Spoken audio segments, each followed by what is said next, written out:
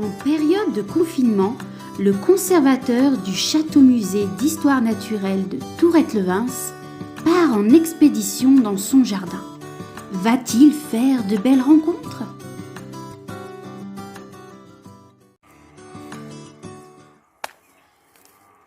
Alors vous pensez peut-être que votre jardin vous appartient, mais sachez que la nuit, il y a des visiteurs nocturnes, comme ici par exemple le passage des sangliers, qui ont labouré une petite zone de terre. On y voit d'ailleurs parfaitement la marque de leurs pattes qui a marqué et qui se sont enfoncées dans la terre. Alors ils retournent la terre pour aller chercher des vers, des larves d'insectes dont ils sont friands. Mais d'autres animaux vont profiter également de cette zone retournée pour y trouver aussi des larves et des vers, comme par exemple les oiseaux, les merles ou les rouges-gorges, car on est en période de nidification et ils vont pouvoir amener ça à leurs oisillons. Alors la nuit, vous l'avez compris, il y a beaucoup d'animaux qui peuvent visiter votre jardin. Il peut y avoir des fouines, il peut y avoir des blaireaux ou des renards. Nous allons poursuivre notre expédition dans le jardin pour voir si on ne trouve pas d'autres indices de passage d'animaux. Oh, mais voilà un autre indice, une plume d'oiseau. Alors en effet, il faut savoir que les oiseaux ont tendance à renouveler régulièrement leur plumage. Et quelquefois, eh bien, vous allez pouvoir trouver des plumes dans votre jardin. Alors celle-ci est facile à reconnaître. Elle est noire et blanche avec un léger liseré métallique. Il s'agit d'une plume d'une pie, qui est un oiseau qui est très fréquent dans nos jardins. Alors, nous allons poursuivre cette expédition car je sens qu'aujourd'hui, nous allons faire encore d'autres découvertes. Suivez-moi.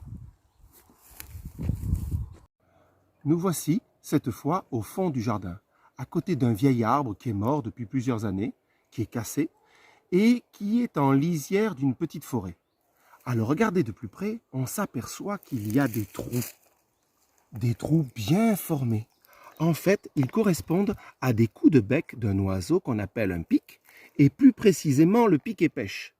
Le pic-et-pêche donne des coups de bec pour aller à l'intérieur de l'arbre, pour aller y récupérer des fourmis. Car si on regarde dans la partie haute de l'arbre, on s'aperçoit en effet qu'il y a un réseau d'anciennes cavités de fourmis. Une petite anecdote au sujet des pics. Pour aller chercher les fourmis à l'intérieur des arbres, ils ont une langue très longue.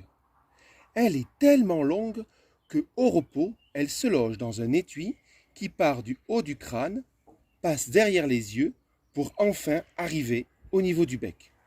Souvent, sous les pins, nous pouvons trouver des pommes de pin qui ont cette allure. En fait, ce sont des pommes de pin qui ont été grignotées par des écureuils et qui, comme ça, peuvent libérer les pignons pour s'en nourrir. Allons voir un petit peu maintenant au pied du noisetier s'il n'y a pas non plus des indices intéressants. Allez, suivez-moi. Nous voici arrivés au pied du noisetier. Et en effet, si on regarde bien, on va y observer des noisettes ouvertes.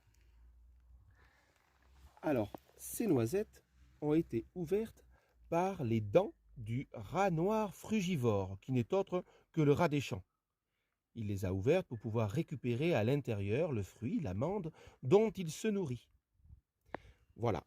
J'espère que cette découverte des différents indices laissés par les animaux dans le jardin vous a intéressé. Moi, je vous invite à aller maintenant visiter votre jardin pour y découvrir d'autres indices laissés par d'autres animaux. Et on se donne rendez-vous pour une prochaine aventure dans le jardin. À bientôt!